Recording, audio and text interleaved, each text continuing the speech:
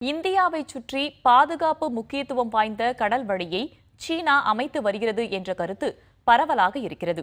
இது எப்படிப்பட்டது என்பது குறித்து விரிவாக பார்க்கலாம். பாகிஸ்தானின் பலுஜிஸ்தான் பிராந்தியத்தில் அமைந்திருக்கிறது குவாதர் துறைமுகம்.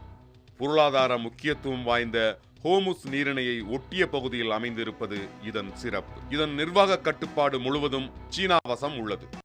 இதேபோல் மாலத்தீவில் உள்ள மராவோ துறைமுகத்தை நீர்மூழ்கி கப்பல்களுக்கான தளமாக சீனா பயன்படுத்தி வருவதாகவும் கூறப்படுகிறது.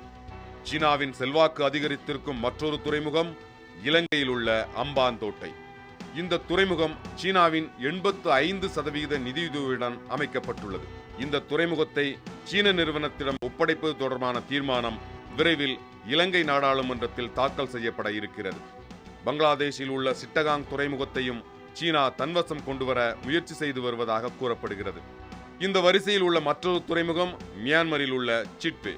இந்த துறைமுகத்தில் ஆதிக்கம் செலுத்துவதற்கு இந்தியாவும் சீனாவும் போட்டியிட்டு வருகின்றன.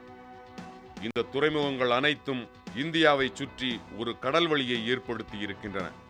இவை தவிர பாகிஸ்தானில் இருந்து ஆக்கிரமிப்பு காஷ்மீர் வழியாகவும் மியான்மரில் இருந்தும் சீனாவுக்கு தரைவழி பாதைகள் அமைக்கப்பட்டு வருகின்றன. இவற்றை உள்ளடக்கி சூடானில் இருந்து ஹாங்காங் வரை பொருளாதார முக்கியத்துவம் வாய்ந்த பல துறைமுகங்களை இணைக்கும் கடல்வழி பாதையை சீனா பயன்படுத்தி வருகிறது. இதுவே சீனாவின் முத்துமாலை என்று கூறப்படுகிறது. ஆனால் இதை நவீன கால கடல்வழி பட்டுப்பாதை என்கிறது சீனா. புதிய தலைமுறைக்காக எம் மணிகண்டன்.